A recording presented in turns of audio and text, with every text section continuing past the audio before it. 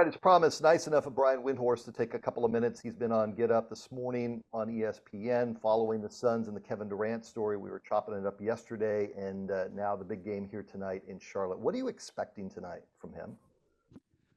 I'm expecting him to hit the ground running. So he probably could have played earlier, but he took pains to do a process here to return.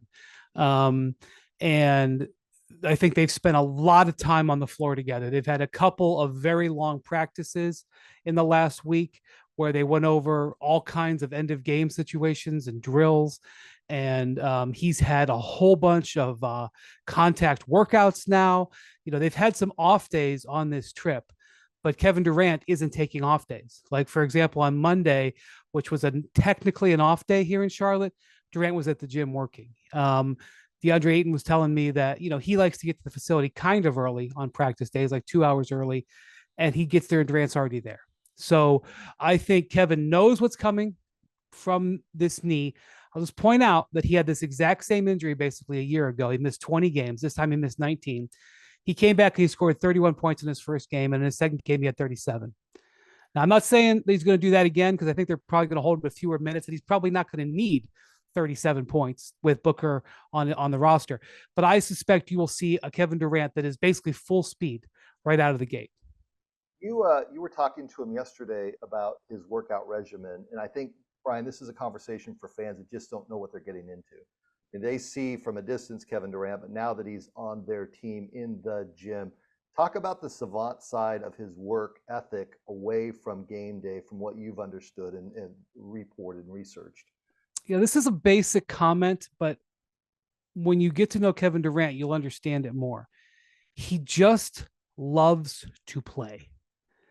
And you'd like to say that about every NBA player, but when it's such a job and there's injuries and stuff, sometimes it doesn't happen. Sometimes resting and not playing is the best thing for people. Durant just wants to play. He wants to play every day. He wants to play year round.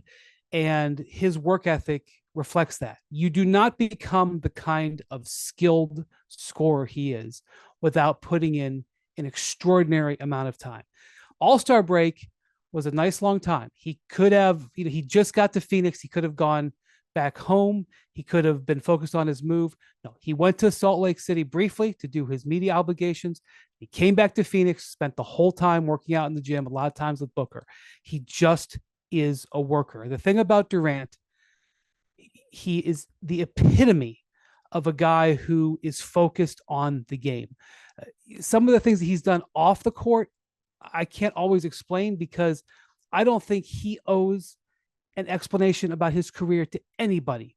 He is just an absolutely spectacular player, an absolutely spectacular scorer, and that comes from the hours that he pours in and continues to pour in.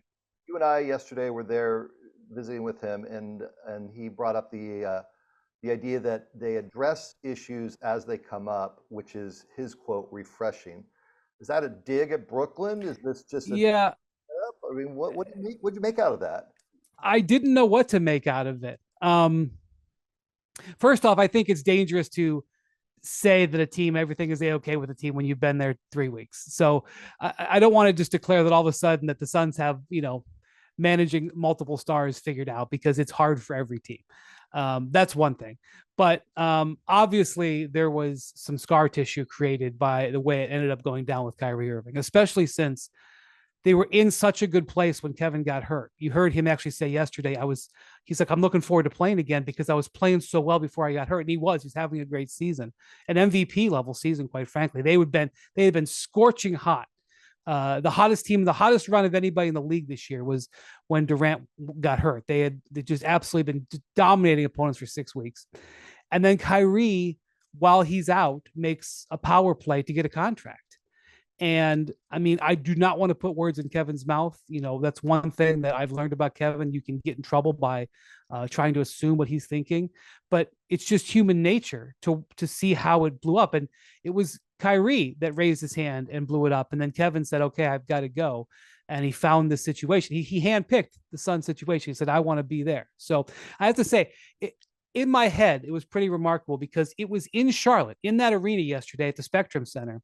back at the 2019 All-Star game, where basically Kyrie and Durant solidified the decision to come to play with each other in the future. And that I'm not putting in Durant's words in his mouth. He used those words. He said at All-Star weekend, we solidified it. I remember this photo that went viral of the two of them, talking with each other in the back of the house at Charlotte. I walked by that exact spot where they were out onto the floor, where he's now got a new basically partner, which in my view is Devin. He and Devin are basically the partners here. As Chris is there as the supporter, but it's going to be Devin and Durant going forward.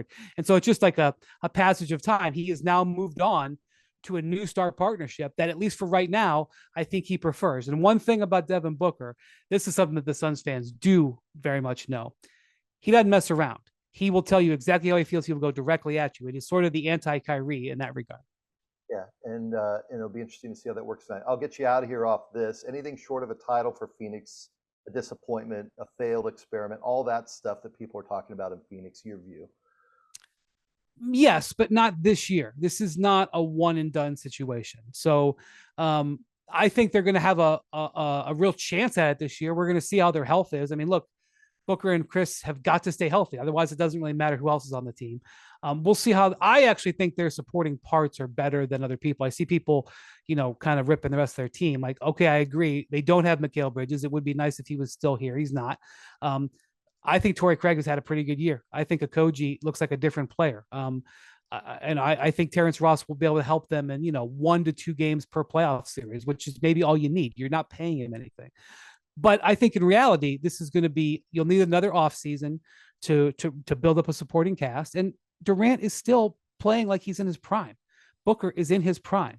We'll see what happens with Chris, but those are the guys going forward. It doesn't just have to be in 2023. This is a window. The window is open. Let's see what happens. I appreciate your time on game day. I'll see you tonight. Thanks, Brian. Thanks. Have a good day. Brian Windhorst, and we're back with more from Charlotte after this timeout.